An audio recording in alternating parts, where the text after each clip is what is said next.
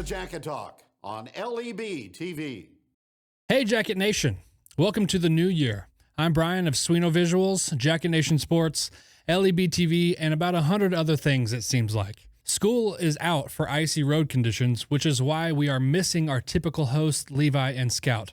Although between you and me, it'll probably save me some time in editing to not have to edit out all of their bloopers. I didn't see the comma. I can't see with my eyes. Ain't no way you're going to make me re-say all of that. Okay, when am I going to get fired? A ton of things have happened over the break since we've had a Jacket Talk episode, so let's get right into it. Starting with the water, which is what we all want to do when it's 10 degrees outside. The Lady Jackets swim team had an incredible showing at the Kickapoo Invite. The 200 medley relay of Evelyn Martin, Addison McKnight, Missy Mizell, and Lucy Huff had a first-place finish, along with other first-place finishes from Addison McKnight, Camilla Windsor, Lucy Huff, Abigail Tagg, and Missy Mizell. Great job, ladies. Way to represent. The LHS Lady Wrestlers had a great showing at their recent tournaments, with Sophia Quinn placing 6th at the Wonder Woman tournament, senior Jessa Joyner placing 2nd at the tournament. Her finals opponent was from a different state and just barely edged out the win.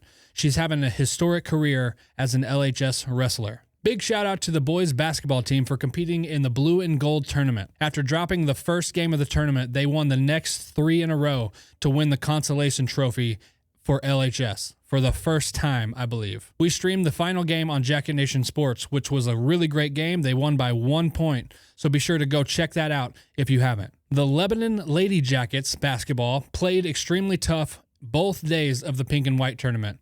Things didn't go their way, but they battled back from being down from as many as 16 points to make it a 3-point game. We're all very proud of their team effort. That's going to wrap it up for me on this very first episode of 2025. Thank you guys for being here and tuning in each week. We really appreciate you and look forward to a great new year of showing off our incredible student athletes. Don't forget to check out our live streams of LHS Athletics on Jacket Nation Sports YouTube channel. Coming up, we've got Hall of Famer Kevin Stubblefield sitting down with LHS Boys Basketball head coach Ryan Toombs, and Ramsey got to hang out with Noah Boggs and Blake Coffman.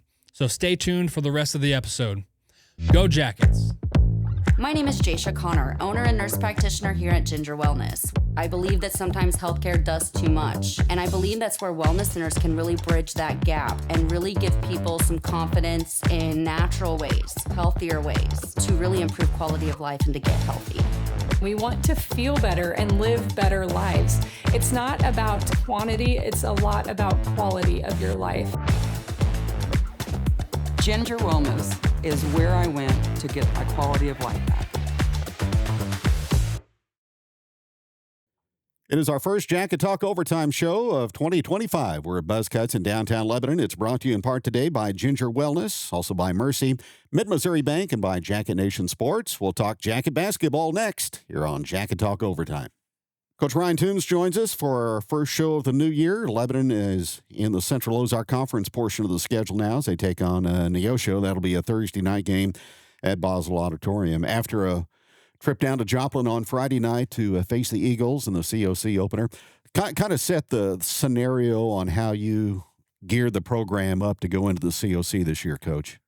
We just take it day by day, stick to our process. Obviously, we talk to the guys about the league's going to be tough and we're going to have to raise our level to compete. But we've had a process that's been consistent for the last several years and don't want to change a whole lot in terms of that. But, being truthful with our kids that, the challenge ahead of us is tough as it always was. I mean, the Ozark Conference was still as good as any, and you take some of the best schools out of that league and put them in an already tough league, and it's only going to get harder. And I think our kids understand that. And so, practice is, the same as it's always been.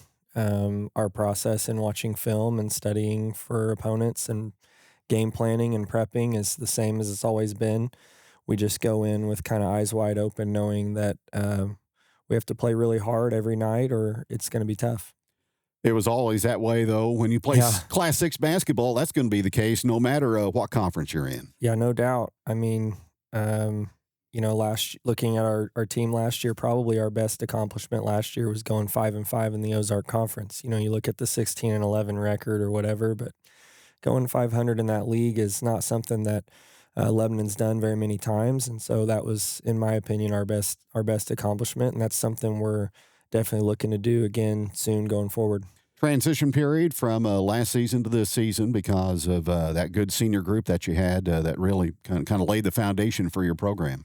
Yeah, I mean, we've got another good group of seniors this year too, and I think it's important that the seniors lead the younger guys. And so, this group of seniors had an opportunity last year to learn from a group of 6 seniors that really cared about each other and cared about winning and doing things the right way. And more than just caring about winning, doing what it takes to win. And I think it's easy to get caught up in results, but it's harder to get immersed in the process of becoming a great team. And I thought last year's group did a great job of that, and this year's group had a great opportunity to learn from that too. Was that a group from last season kind of a player-led group? Because as a coach, that's what you want to have, isn't it? No doubt. The chemistry was high.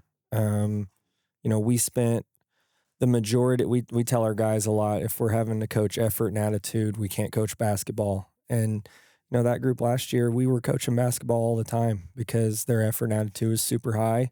They cared about each other, like I said, and they cared about competing at the highest level to try to win and really never really back down from any opponent they faced. And that's what made them special. Mm-hmm.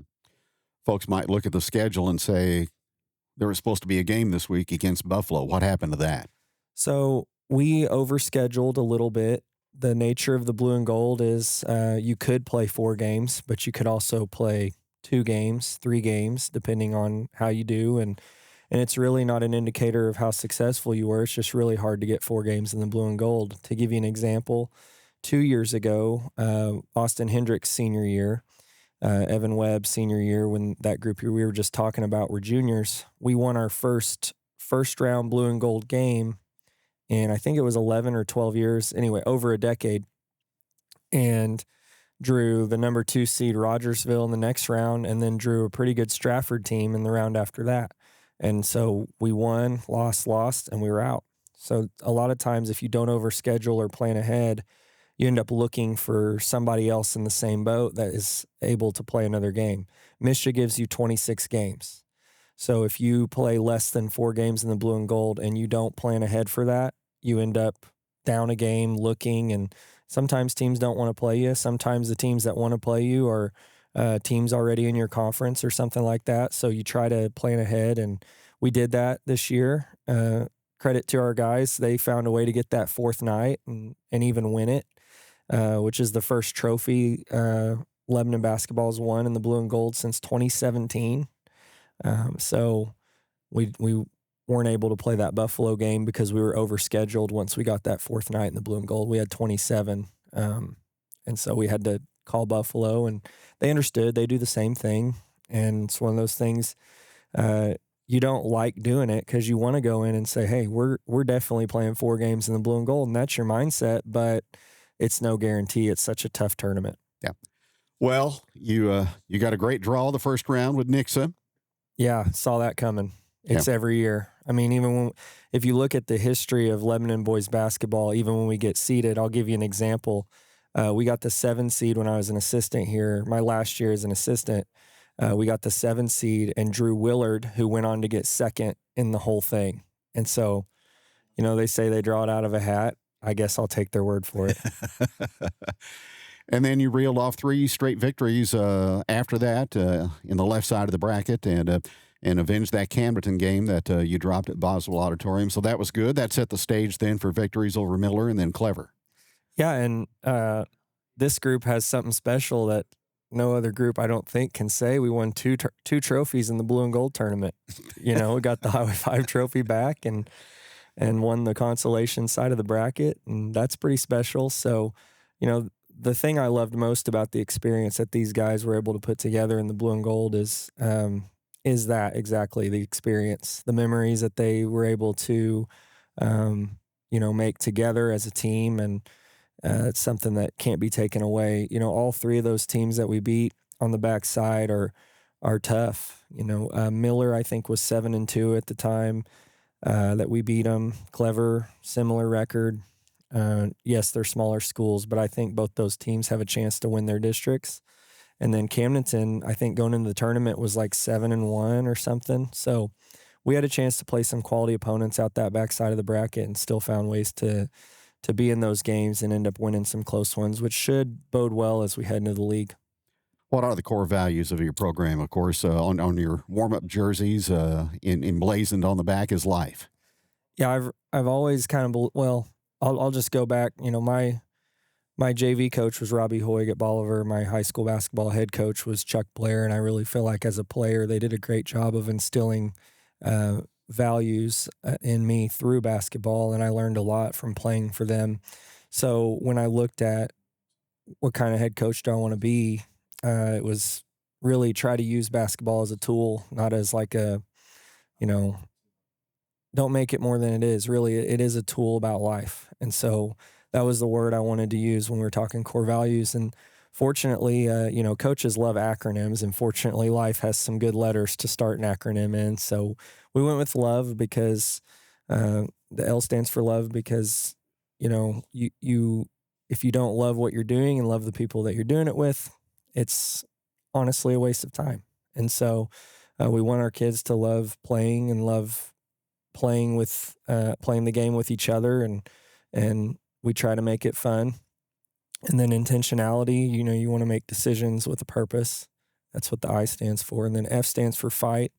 I mean, you know this, you've been at it longer than I have, that in life there's going to be adversity, and you're going to have to fight through that. And then the E, you know, you could have gone any number of directions. A lot of people say energy or effort, and those are all good. But for me, it was enthusiasm. The coaches I played for brought so much enthusiasm. I mean, you've seen Robbie coach, brings a lot of enthusiasm, and we try to bring that to practice every day and hopefully set the tone for our kids so they can bring that same level of enthusiasm to the court and then translate that into their life outside of basketball. You mentioned Robbie Hoig, the Bolivar head coach. He's had more than his full share of adversity here over the last couple of months. Losing a young member of his family. They came to Boswell Auditorium last month, and you organized kind of a pass the bucket fundraiser on his behalf, and the Lebanon fans and the Bolivar fans that were there that night really responded, didn't they? Yeah, it's such an incredible testimony. You can go on the news leader and read the article they wrote about him and his family and his daughter Nasia. And it's just so powerful the way that his wife and him have taken a tragedy and really pointed it to Jesus is so huge. And I think that's a perfect example of what the game should be about. You know, he's able to use a platform to take something that I know is really hard on him and his family and promote the Lord, which is really the most important thing. And, you know, they had a great showing in the blue and gold and made it to the championship game. But I think if you talk to Robbie and you get to know him a little bit, that's all secondary to him, just like it is to me and any good coach that cares about his players. And ultimately, you're looking to make a long-term impact. And I know for a fact that he's done that. So, talk about your primary varsity players that are showing the way for you this season. Well, we've got a good group of seniors led by our captains, who you're going to see here in a minute, Noah Boggs and Blake Coffman. They've been with us for 4 years, and just tremendous, more than the basketball, just tremendous off the court leadership and just character. And, you know, if your core value is going to be about life, you better put people in leadership positions that can lead the way in that regard. And those guys have done a great job. And then, you know, we've got Nolan Fort, who's done a great job for us, especially scoring the basketball. He's a senior this year. Bristol Burton and Brock Piercy are our other two seniors. And you talk about two guys coming off the bench and embracing that role. They both hit 2 threes against Clever that were absolutely critical. I mean, you win a game by 1 point, they're all critical. But at those moments in the games where they hit those threes, they were huge. And then juniors, Mason Huber and Noah Thornhill have been starting for us. Mason is kind of taken over that point guard role that Caleb Ray held down for all 4 years of his career. And he got a lot better during the Blue and Gold tournament. I was really encouraged by the way he's been coachable and trying to do the things we ask. And, the ball's in his hands a lot. And that's not an easy adjustment for a kid who's been a role player the last couple of years. And he's really grown in that regard. And then Noah Thornhill, who's a phenomenal outside shooter and can really get hot. And you saw him in the first game of the year tie the school record for three-pointers made in a game. So, and then Antoine Givens and Uriah Jones are other 2 juniors off the bench. Those 2 guys stepped up in a huge way in each of the last 2 games of the Blue and Gold. Uriah got the start in the consolation semis and really held down the fort for us while Blake Coffman was out.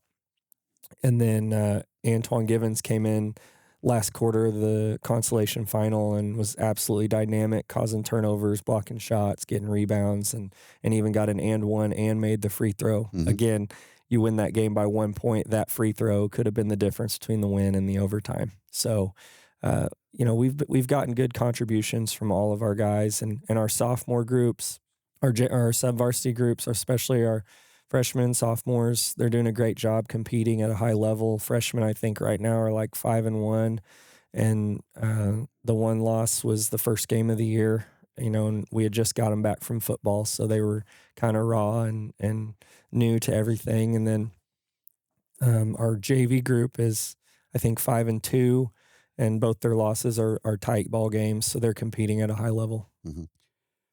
Folks, show up early and watch those 2 groups play. The talent is obvious. It's evident there that there's some skill in the pipeline, and you've tried to play some of the freshman group up on JV. You tried to play the JV up on varsity to allow them to get some minutes. You've taken advantage of all the quarters available this year, I think, and that should pay dividends down the road, don't you believe? Yeah, kids get 6 quarters a night. Back when I played, it was 5, and I'm a little bit jealous of them because I would have loved to have that extra quarter. But, they take advantage of that opportunity when we give them those opportunities. You got to be smart about when you do it, situational, so that the pressure level isn't too high, that they get a taste before you just throw them to the wolves. And I think they've gotten those opportunities. And the other thing is if we get a chance to get a kid a letter, we want to do that too. So those experiences are huge for our kids. And it's those freshmen that are playing on the JV level and even the JV kids that have come up to the varsity level. It's not like they're just going in and not, and just being out there. They're contributing. I can think of like Evan Webb and Jalen Irvin, the freshmen that come up to the JV.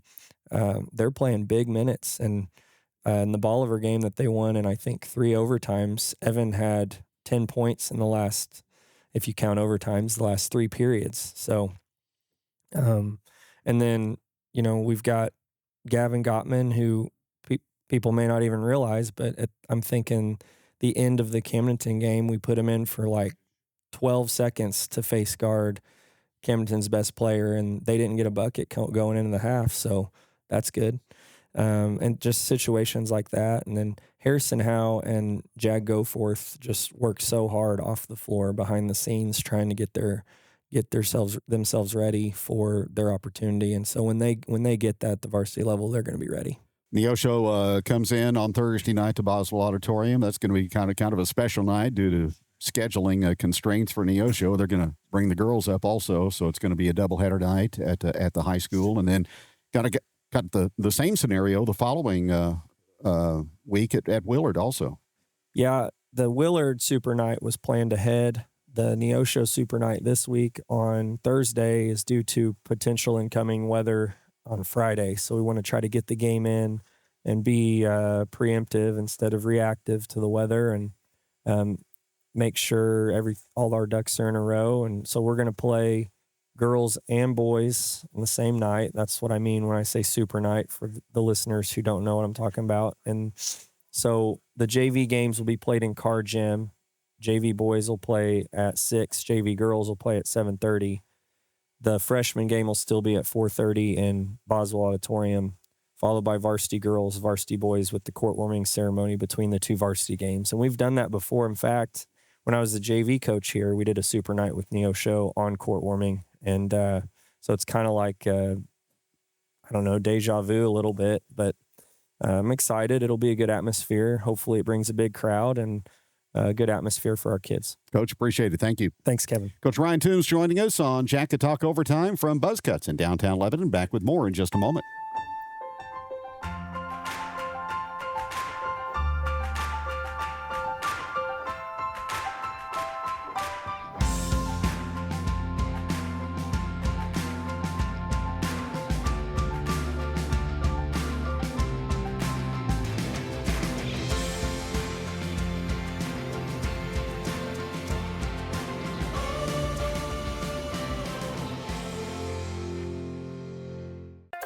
How much has your bank paid you? We've paid our Kasasa account holders more than $7 million since 2017. Open an account in minutes to get in on the earnings today. Welcome to Jacket Talk Overtime. I'm Ramsey, LEB TV, and Jacket Nation Sports, and we're sitting here with Noah Boggs and Blake Coffman. What's up, fellas? What's up? What's up? Not much. You guys are nervous. I could tell. Your foot is literally shaking this table. This is the first segment. We're going to introduce you guys. I'm going to ask them a few little questions, and then be sure to tune in tomorrow for the full interview with these guys. We'll get into high school sports. We'll get into student athlete life. We'll talk about maybe the future and some of the things we got going on. But so first, I ask everybody this. Favorite movie? I don't watch very many movies. You don't have to watch a lot. I didn't ask all your favorite movies. Well, yeah, just but your favorite movie. There's got to be one. Probably Top Gun. Top Gun? Yeah. I didn't like the second one. What'd you think?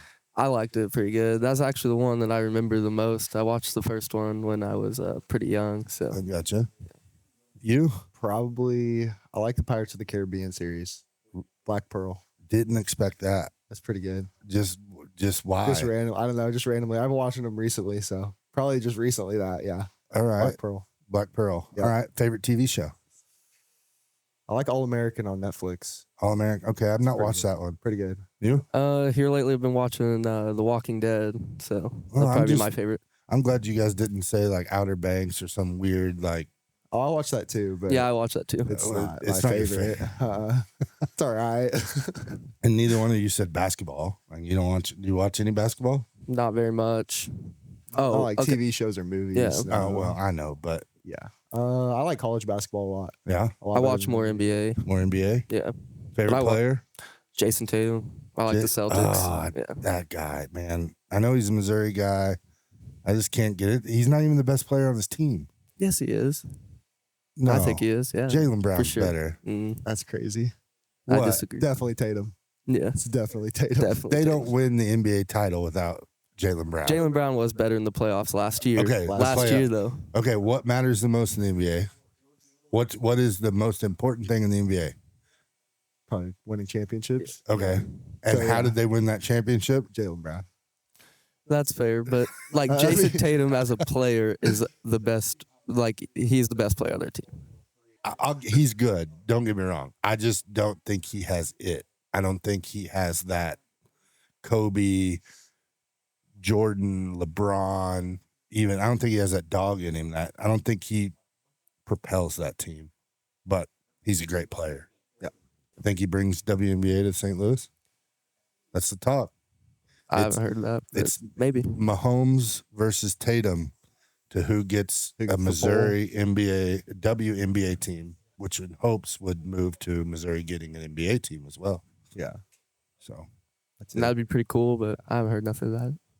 I don't know. you need to pay attention more.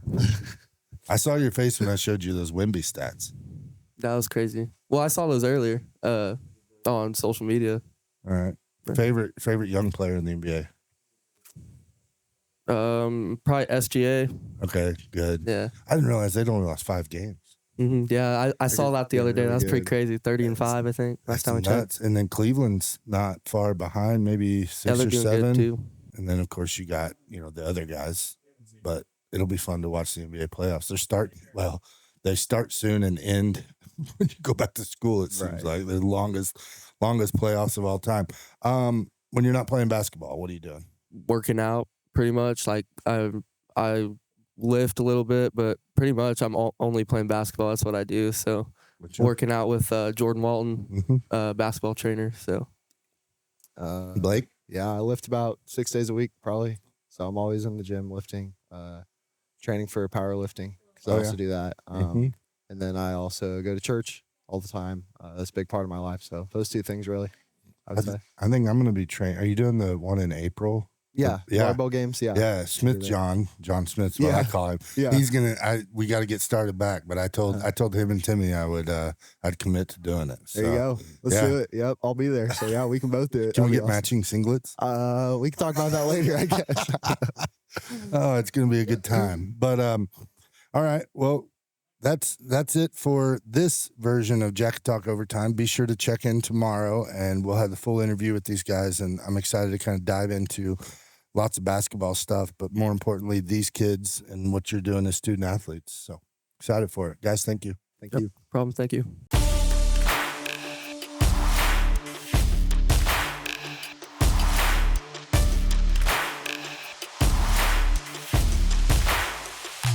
Welcome to Jacket Talk on LEB TV.